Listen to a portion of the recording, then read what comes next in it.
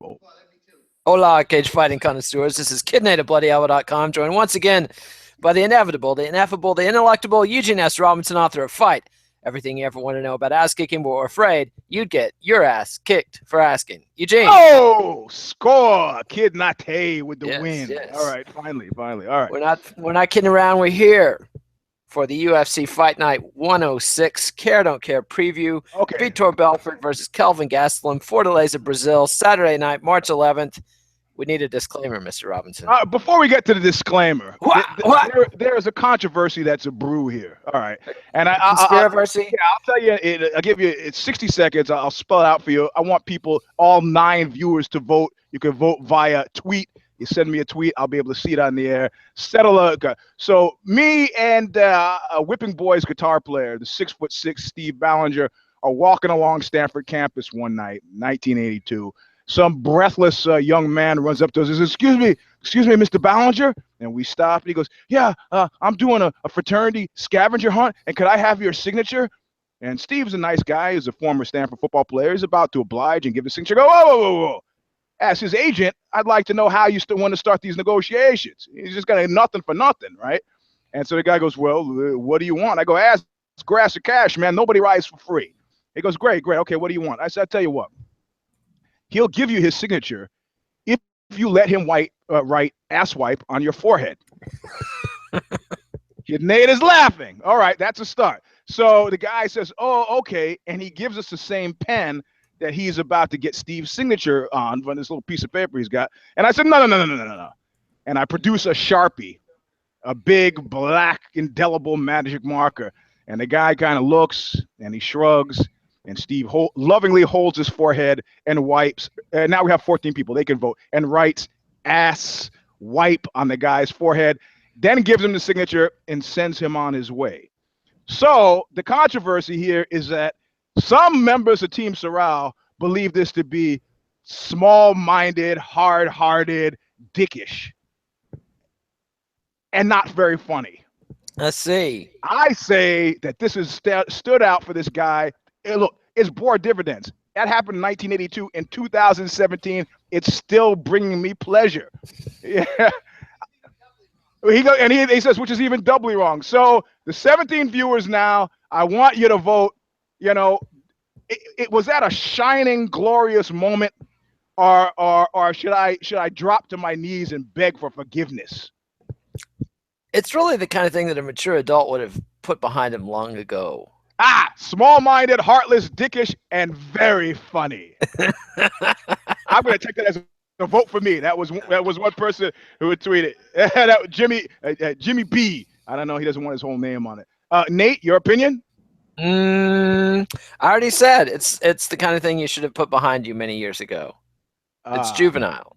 He said I should have put it behind me many years ago. It's juvenile, but he doesn't make a moral. You're not making a moral vote, right? College hijinks. College hijinks. What would I know about the antics of the privileged there on the... There he is. He goes, what would he know about the antics of the privileged? There you go. He's not a college kid anymore, and he's still reveling in it. Well, that's what he said. He thought that I should get over it. Anyway, disclaimer. Crybabies, bedwetters, malingerers, work-shy individuals, grumblers, greedy bread gobblers. All right, this is less about your skills and talents as a fighter or a human being, and much more about the marketing heft and weight that WME IMG has put behind you. You want to get from the don't care list to the care list. Fight an exciting fight, completely unlike Tyrone Woodley and Stephen Wonderbread Thompson. Do not fight fights like that. Fight better fights than that, and you'll move from don't care to care. Until then, don't come crying to us, bedwetters. Well said, well said. And you had to bring up the shit show Saturday night. What a depressing... we were both stoked for that event, and just a shit sandwich. But if you listen to Knuckle Up, it's complex, right? Because I'm not blaming Tyrone or Wonderbread. I'm not blaming them at all. I'm not blaming the gamers. I'm in this instance blaming the game. You know, I mean, they should have known with the first fight that it was a shit matchup. Yep. I mean, stylistically, and both guys are too cautious and just. But you know what? Yeah. This is one of those things. Like, if there was a better place to go, they would have gone there, right? If they could have got the Diaz brothers to come to the table, Diaz brothers were like, I'm not gonna fucking help you. It's like Mad Max. I stick my neck out for no one. You know, it's sadly not true. What did Nick said? It's not just about the money. You know, I want to fight fights of significance. But I watched Knuckle Up, and I felt like it was. Oh, sure you did. I did. I did. I have to. You want some money? Yeah. Okay. All right. Uh-huh. And I felt there was an element of the addict grasping at straws there, justifying the addiction and making up excuses as to why to go back. Because I think a lot of fans just walked off from the UFC after last weekend and aren't coming back. Yep. Yeah. Well, I don't. Yeah. Well, I think that you see the problem with that is to lure them back, you have to have something that promises a greater kick, which is not this fight. You're sorry. I mean, I care about Belfort, Gastelum, but I sort of gotta care, right? You know, but those people that were put off, that sacrificed their fucking Saturday, like I talked about a Knuckle Up, they're not doing that again. You know? No. And anyway, the Brazilian Fox Sports 1 cards are a shit show, just chock full of ads. They don't have big event feel. But let's get to the fights. Okay. Let's get to the fights. Oh, listen to the sound of resignation in your voice, man. This is terrible. This is like dating an ugly person. You go, fuck, let me just get this over with. Yeah. I wouldn't know about dating an ugly person. Well, the people who dated you would probably be. I see. Well, I've heard that. I've definitely heard that. Let's get to the movies. Yeah. I don't know what that sign means, Mike. What is that? Asshole, heart. He's making all kinds of hand signals. They're tearing the heart apart. I don't know. Okay. Probably gang signs. Gang signs. Right. Yeah. So we've got 2 fights on Fight Pass. Then we've got a four card prelims on Fox Sports 1, and then a 6-fight main card on Fox Sports 1 as well. What time does this start? Like 10 in the morning? No. This starts at roughly regular time. I'm going to say 6 p.m. Central, but let me double check. But we'll get to that in a moment. First, let's throw some note cares out there. First up, middleweight, and this is on Fight Pass. Gareth McClellan versus Paulo Henrique Costa. Don't give a shit. No, sorry, me either. No, this one you might care. Featherweight, Honey Jason versus Jeremy Kennedy. Nope, sorry. Not even with the Jason mask. Nope, sorry. Don't give a shit. Man. I know the guy because every time we say Honey Jason, I go Jason Honey, and you go, who's Jason Honey? I go, Jason Honey used to sing for Social Unrest, and then you go, oh, okay, and then no. Yeah. So it's just yeah. So let's see. Do I care? I'm trying to decide. Honey's never really sold me. You can't act like last week didn't happen, man, and you can't act like that doesn't affect your decision today. I'm gonna be fucking. I'm gonna be harsh today because 209. I like the Wu-Tang line says, I'm the animal that Hugh Hefner created. I am the animal that UFC 209 created. I don't give a fuck. Sorry. Yeah, it's yeah. And honestly, Honey is 1-3-1 in his last 4 fights. I mean. Yeah, so I can't care. It's plus a PED test failure in 1 win that was overturned. So yeah, no, I'm sorry. All right, so now we come to the Fox Sports 1 card, and we've got lightweight, the people's champion, Josh Burkman, versus Michael Prazeres. No, I don't care. Oh, brutal. The people. Sorry. I thought you were with the people, Eugene. I as long as the people are giving me love, yes, the love of the people. My Romanian bodybuilder friend said that. I said, you win? It's like, yes, the love of the people. So every time I lose, I say, did you win? I go, yes, the love of the people. Yeah, Burkman, man. I mean, in his current UFC run is 1-4-1. Yeah, there you go. Yeah, I mean, I don't give a fuck. Yeah, it's just sad. I can't believe they're even giving him a fight. And Prazeres,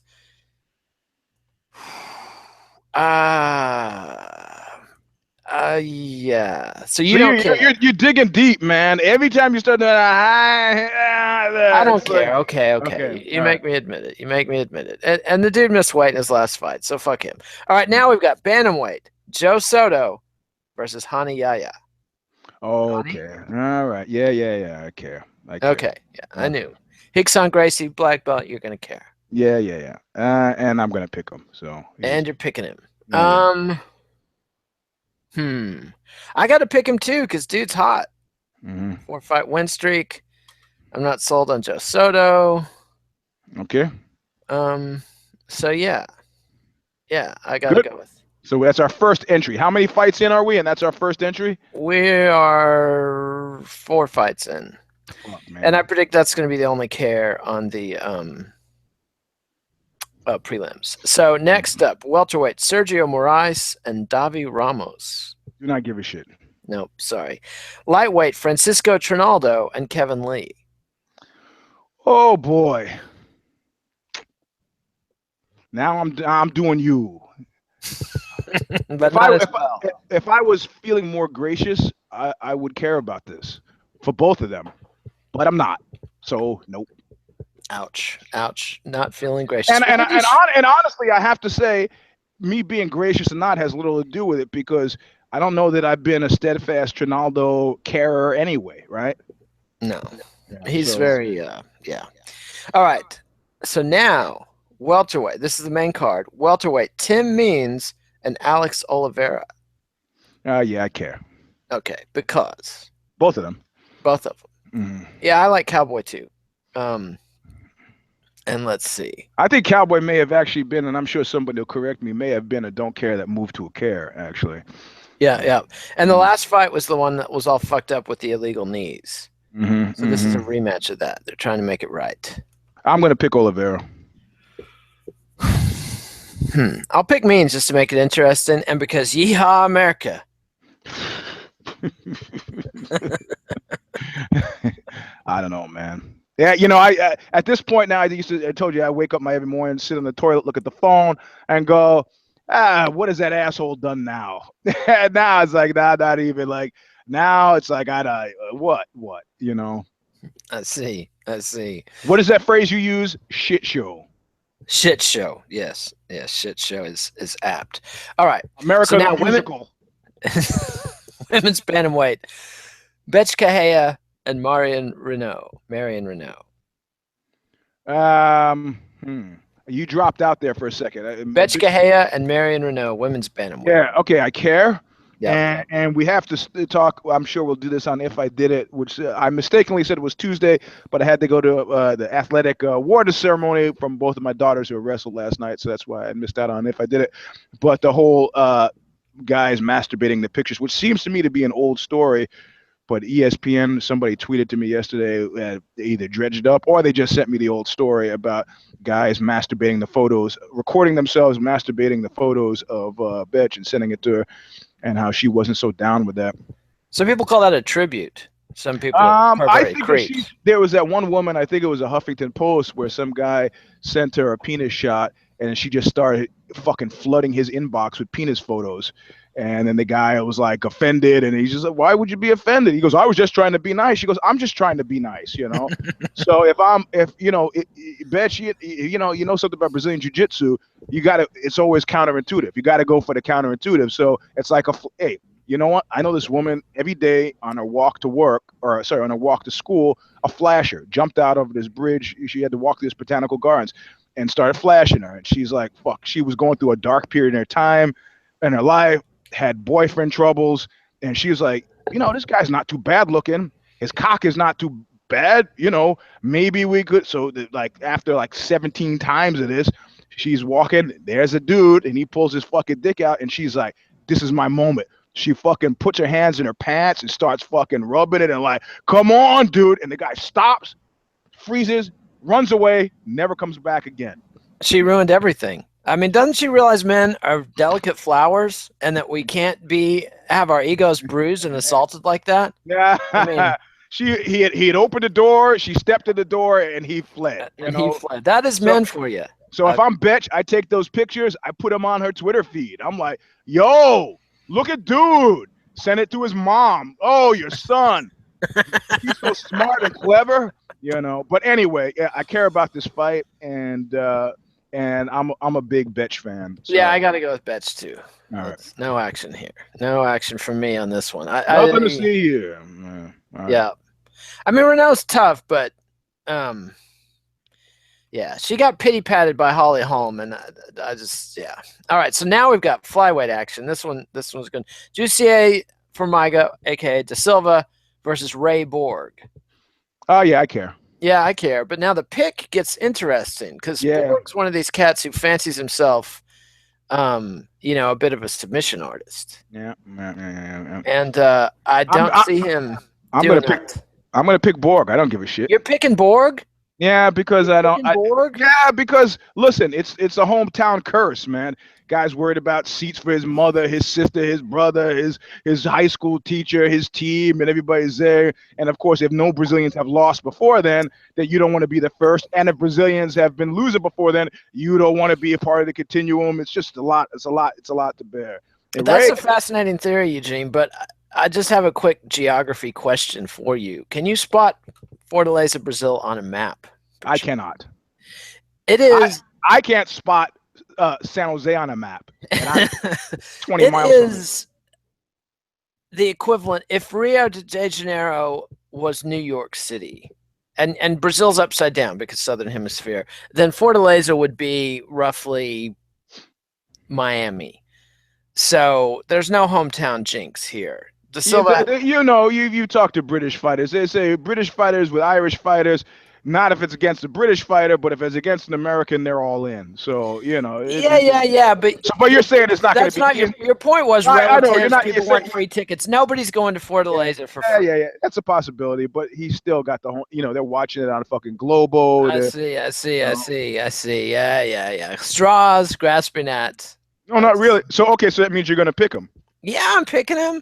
All right, good. Damn fool. All right. I'm picking the Brazilian guy in a grappling match. You kidding me? It's going to turn into a shitty boxing match, but I got to go with Da Silva here. Okay. All right. I should probably check the flyweight rankings, but too late. Too little, too late. I mean, that's against the whole principle of the show. All right. So now we get to a fun fight. Lightweight.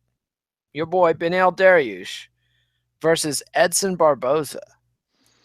Edson's been uneven. Beneil is not a friend of Knuckle Up.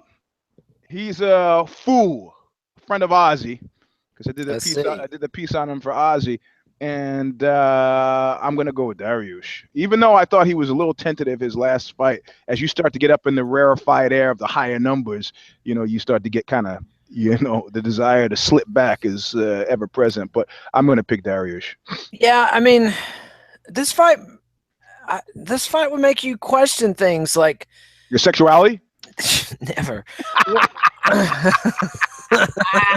You just lay it out there, and I can't. Yeah, no. I'm talking about Zog here. I'm talking about what's Ari Emanuel. What kind of conspiracy is this? If they're sending Dariush to Brazil to be the fatted calf for a Brazilian guy, I mean, do they not want? Does Ari Emanuel not want a star from the chosen people to emerge in the lightweight division? Well, I mean, he speaks Aramaic, but technically he's a Syrian, but he's a Semitic people. But who knows? I'll see. But he's Jewish. Who? Dariush. No, he's not. He's not Jewish? He's not Jewish, no. Seriously? Yeah. Why do I think he's Jewish? Because you're confused with the fact that he speaks Aramaic, and Christ spoke Aramaic. He's Iranian. What an ignoramus I am. Well, you need to read. We've got something to work with. That's why Emmanuel and crew. No. You need to read the article. He's like this kind of weird poly mix of things. So. He's a Syrian from Iran. Interesting. So, but now I see why he's getting this thrown under the bus, because facing Barboza in Brazil, man, I got to go with Barboza. You're picking Dariush? Yep. Just that's pure nepotism there on your part. It's friend of Ozzy, man. It's that way it goes, That's the rule. I mean, you have to, if you bother to come on the show, you have to do something really fucked up for me to back off the table from you. I'm not saying it hasn't happened. It's happened, but that means that I'm just, you have done something so egregious. I just can't publicly stand with you. I see. Well, one of our I viewers stand here, with Ben Rothwell. One of our viewers is promising that they're currently recording a tribute to us right now. So I looked at life from both sides now. You add that into your tribute, my friend. I see. When is that Judy Collins album of covers coming out? I always think of Joni Mitchell for some reason. Well, she wrote it. Yeah, that's right. But Judy had the hit version. I'm glad that you knew that. I know that kind of thing. It's sad. Wait, you have the contemptuous snort. You have. Yeah, you got it. That's it. Okay. So, only guys who spend time in music have mastered that. Or you worked in a record store, Yeah. Oh, Yeah. Duran. The really good music store guys are the ones that can deal with the mouth breathing idiots that come in like humming badly. Yep. Yeah. Yeah. I heard this song. He goes like, nah. Do you have that?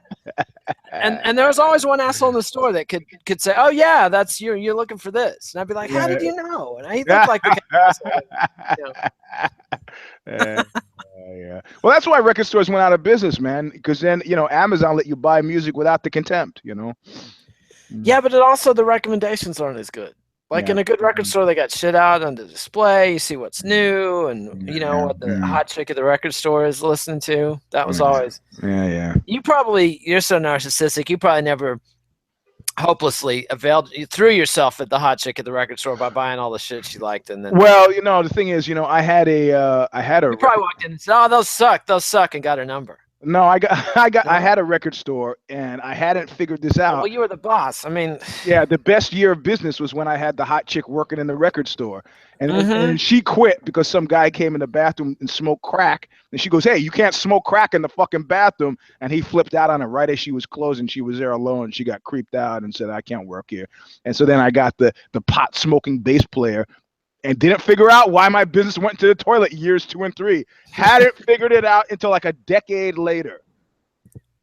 And then you said, I should have hired another hot chick. Yeah. But that wouldn't have been safe. You were thinking about your employee safety. Yeah, I don't know. So, Yeah, that's right. Yeah, and not being sexist. Yeah. Yeah. So dumb move there. All right. So now we come.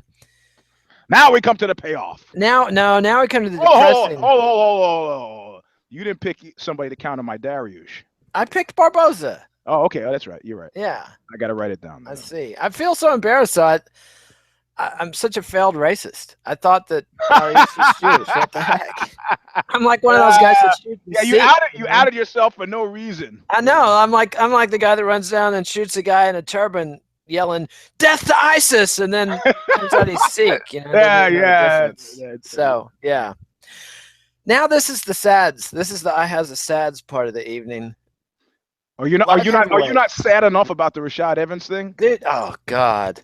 I had to sit through that. And I already knew it was gonna suck because I was at a camp out with my kid and I knew this fight was gonna suck, but I felt mostly I felt like I needed the hour, the time away from the family Sunday. I gotta catch up with work, guys. I'll be, And boy, that was Anyway, okay, this one is really sad though. Light heavyweight John Villante versus Mauricio Shogun. Why haven't I retired yet? Hooah. Yeah. How bad does this cat need the money? I mean, is he into ninja for like thousands or something? Like this is the corollary for the Rashad, and there's no mistake that I mentioned them in the same breath. The Rashad Kelly thing, right? Yeah, and why not Shogun versus Rashad? I mean, if you're going to have a meaningless senior division fight, because it's not like they're building up John Villante and Dan Kelly into something. Because they're trying to put asses in the seats in Brazil, but even then, I say that Shogun shows up. I say he shows up. But I made this mistake before. It made me too sad to not pick Rashad, and I picked him with plenty of provisos, even though during the fight I was pulling for Kelly. No. Now it can be told.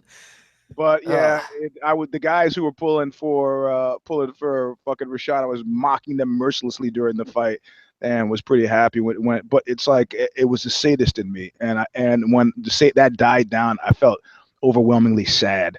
But I don't think this is. I'm feeling a little bit more positive about this because John Villante is kind of a gict. So I'm all right. Yeah, kind of. Yeah, I'm okay with picking Shogun. Man. And yes, I care. I'm gonna draw the line here, dude. I'm drawing the line. You're actually gonna fuck some. I don't care. Oh, that's a safe stance to take. I think that's a safe stance to take. That's the cool hipster kid thing to do. Yeah, I think you got to draw the line. I'm the kind of kid that walks in the record store is like, "Fuck you two, man. I'm over them." Yeah. And then there's gasps. All the other hipsters are like, "He doesn't even like you too." Yeah, I hate those guys. Actually, you know what? When we recorded at Windmill Lane when we did the Serenade in Red, which is like U2's studio in Dublin, and I couldn't find a single person. They were, of course, all on their payroll, but I couldn't find a single person to talk shit about those guys. Fuck, they're great guys. Everybody, people on the streets, when they said, "What are you doing here in Dublin?" I said, "I'm recording at Windmill Lane." "Oh, you said, tell those boys." I said, "Hi, there's a wonderful lads. They help fucking Bono fucking helps this old guy in with his newspapers. Jesus Christ. I mean, I want to hate him so much, but this guy's a he's like a billionaire, and he's still going back to the old chip shop or the magazine shop and helping the old guy carry his newspapers in. I mean, gee, come on. Jesus. Shameful. Did you see that documentary The Edge did with the guy from the White Stripes and Jimmy Page? Yeah, I love that, and I was shocked. Right? I couldn't take the parts about U2 though. It was obvious from the beginning that there was big money behind that band. Am I wrong? Like that the very first shots of them from 1980 are like beautifully produced videos, and I'm like, who's daddy?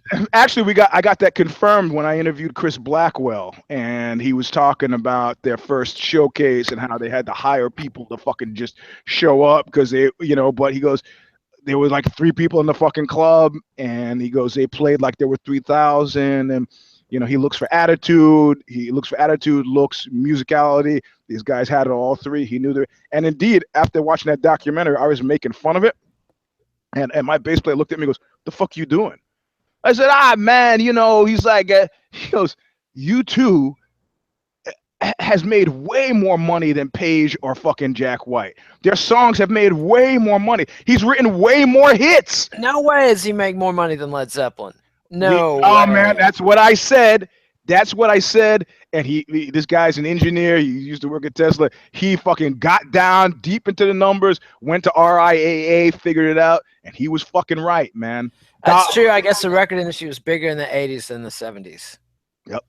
Oh, man. That's not that I'm going to get on a high horse about Jimmy Page not getting his due. I mean, that guy stole everything that wasn't nailed down. Yeah, correct. Yeah. So, but yeah, anyway. That documentary, though, just made me hate The Edge even more. Like, yeah, he was a little touchy in that, I thought. And the banks of equipment and the slaves he has that twiddle his knobs for him and stuff. You know who I got close. BMW he was driving around in. Didn't you just hate that? No, man. Look, man. He's helping old guys in with the newspaper. That's Bono. But all those guys, he said they were all nice guys. I mean, if you want to focus on somebody, you could actually focus on Jack White. Like, I got inside info on Jack White, who's actually not much change from the fucking Midwestern guy who, like, he will fucking fight you.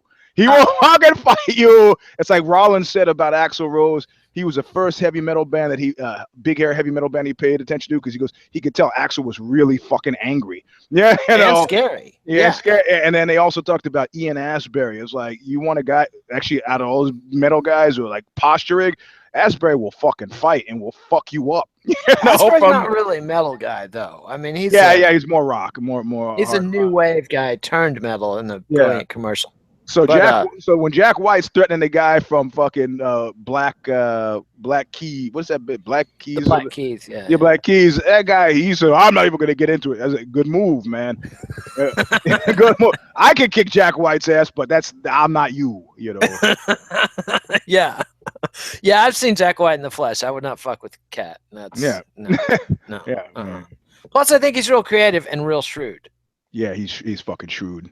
Yeah, packaging, and I like their music. I like their first 3 albums. Yep. And my only ever 3-way with 2 women was to their 3rd album, and I always have fond memories of that. So that's a great sign that you remember the music that was being played. Hey, I remember everything about that evening. I tell you, my first three-way with two women was a miserable failure. See, mine was I even astounded myself. It was incredible success. Well, Hats off to Kid Nate. your two women were probably not sisters. Yeah, that's a bit icky. Yeah, now So these then I just two had two. guys were both curious, as they say, and satisfaction brought her back. I don't know. That's what I got to say. All right, it's just a drag having a whole room of people waiting on you. So, man, you don't know pressure. I was under pressure. There was no waiting. I was watching, had my boots up, smoking. In a nice hotel room. Let's just stop talking about it now. I had to actually get back on that horse, and I had to because I was actually starting to be a thing in my head. I was like, oh man, I gotta. And then I got back on the horse, and then I had another with two women, and it was all right. It was all right. It was all right. I think ultimately not sisters. Okay, yeah. Yeah, it's too exhausting. I couldn't at 30. I could do it. At 48, no chance. I just don't have the energy. So. Well, that's what I mean. Women is very delicate because they have to be into each other, and if they're not into each other, then you're stuck. Yeah, no, they've got to be. Yeah, that's the thing. And you don't know how many people that guy, a friend of mine, called me crying from the kitchen in the middle of this threesome. I go, "Where's everybody else?" They're in the living room. What are they doing? Crying. Everybody was crying. Goes, "What do I do?" I was like, "You get in there. You man up." Hugs all around. They're not sisters. You got an edge. Yeah. Hugs all around. Yeah, threesomes can go horribly awry. Well, do you remember that one where the fucking dude flipped out? One guy flipped out, stabbed him, and then stabbed the dude and threw him out the window. It's like, you got to think about this shit before you do. And he was like Ivy League kids, and he just hadn't prepared for how he was going to feel. You got to think this shit through. Yeah. You don't want to be getting in between like a close couple that's working out some weird shit because you never know. Yeah. All right. So, on that delightful note, the main event, middleweight, Vitor Belfort versus Kelvin Gastelum. Yeah, I care. Yeah, of course we care. Of course we care. Oh, whoa. Let's back up here before we get to you doubting that I care? No, it's not the doubting that care, but before you say another word here, what weight class are they doing this at? This is middleweight. Okay. Middleweight. All right. So Kelvin has blown up past welterweight, and that's been a couple fights. Although, and he missed weight at his. He went back to welterweight for 2 fights and blew it, and then now he's back at middleweight. Okay, all right. So, and the thing about these cats that move up a division, there's a chronic weight misser.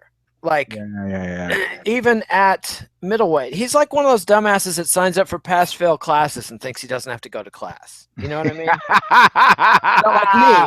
Whenever I took a pass-fail class, I was like, how hard is it to get a fucking C in the class? And then, I make it into, quite the challenge. Kelvin's in there eating steaks and Captain Crunch and. I had some Captain Crunch yesterday for the first time in a long time. Did it make your gums bleed? Sort of. Yeah, you don't. Yeah, that's not for adults, man. And really, that shouldn't let. It's for fucking drug addicts and children. And anybody who lets their kid eat Captain Crunch, that's forget it. That's child neglect right there. That's bad. Yeah. It's bad parenting. Now, if you have a slumber party, invite 10 kids over and let all the other people's kids eat Captain Crunch. That's just, putting on. It's like when I used to force all the kids. I have parties at Chuck E. Cheese and force all these upper middle class and high class parents to take their kids to Chuck E. Cheese. And it'd be like the 3-year-old standing over the ball pit urinating in it.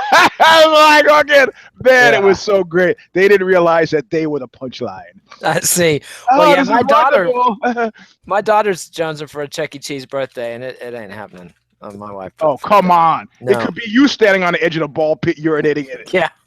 Yeah, no thanks. No thanks. I've seen that on World Star Hip Hop. Don't and the guy in the big rat costume, who I love that most because he's doing dancing like this, and I'm envisioning, like, I got X-ray vision inside his face. Inside is like this. Yeah. Like he's just hating life, hating the kids. Okay, happy birthday. Fuck it.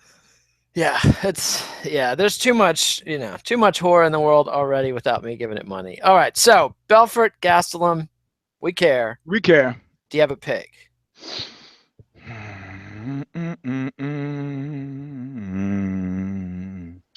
Yeah, I'm gonna go with Gastelum. Ice cold. Fuck it, Ice man. cold. Given that Belfort is a shot squib, and we just watched He's a fucking Hall of Famer. What the fuck? This is something for the people. He's just good soldier. He's 39. The drug testing regime is brutal. He's 1-3 in his last 4 fights. And Gastelum just retired Tim Kennedy. Yep. And so I have respect for that. I mean, Kelvin is erratic. Is he a gict? No, he's not, because he's erratic because he was confused about where he was in space. I mean, in space or space-time continuum. In space vis-a-vis the whole weight thing. I mean, I still, my kids are the Athlete of the Year award ceremony last night. I went and one kid is in the 220-pound class. I look at this kid, I go, what the fuck? I would have said this kid was 175. And then I started thinking high school, I was 165. And I remember, I still think about myself like I'm in high school, like I'm 165.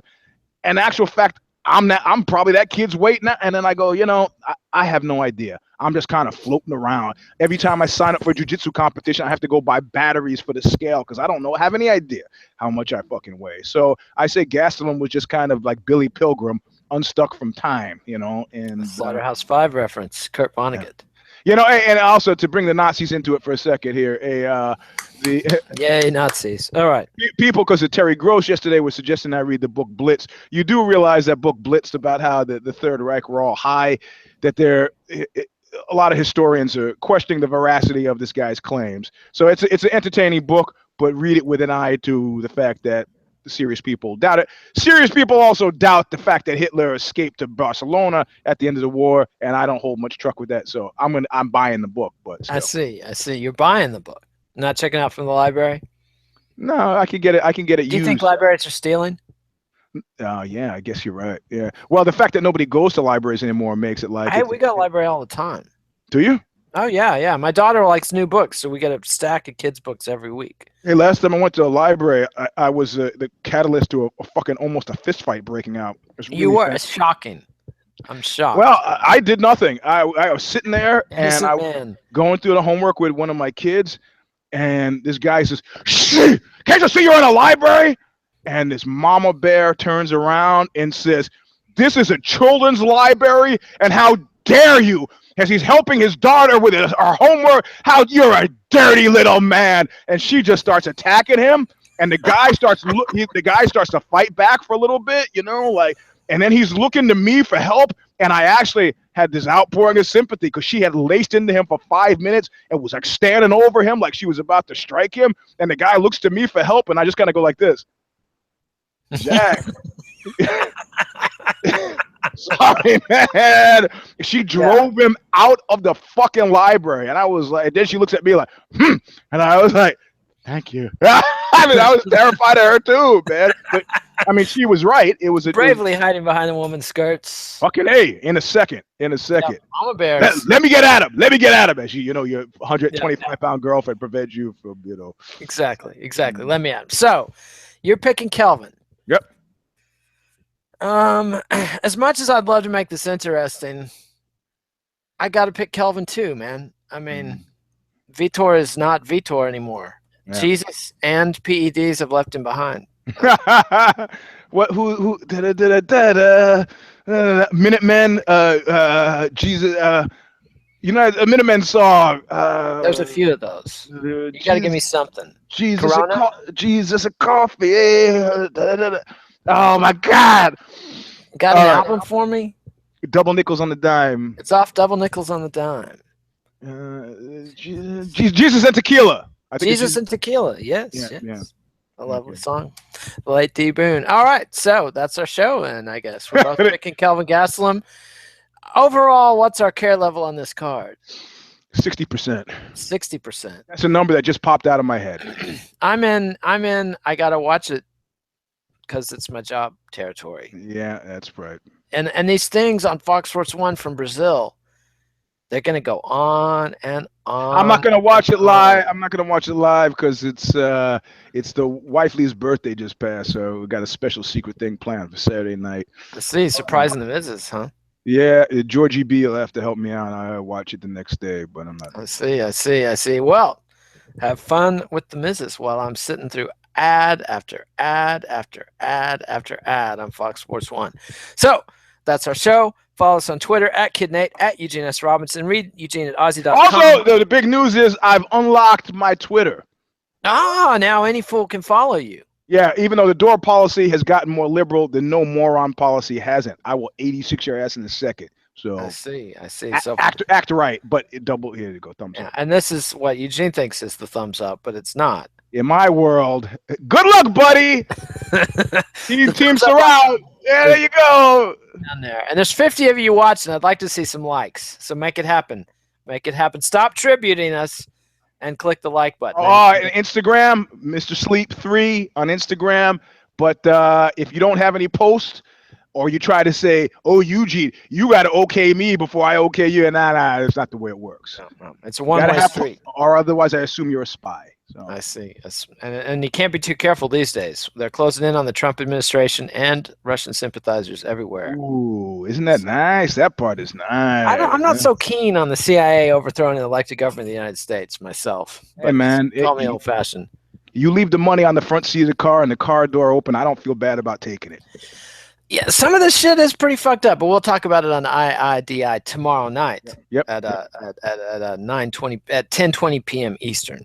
Yes, that's the time. So, did I get through all the plugs? Read me on bloodyelbow.com. Subscribe to MMANation.com on YouTube. Subscribe to MMA Nation on iTunes. Let us know if you're having trouble with the RSS feed. Some people are, some people are not. And I believe that's all our plugs. So, adios, MMA aficionados. We'll see you next time. Thank you, Eugene. All right, man.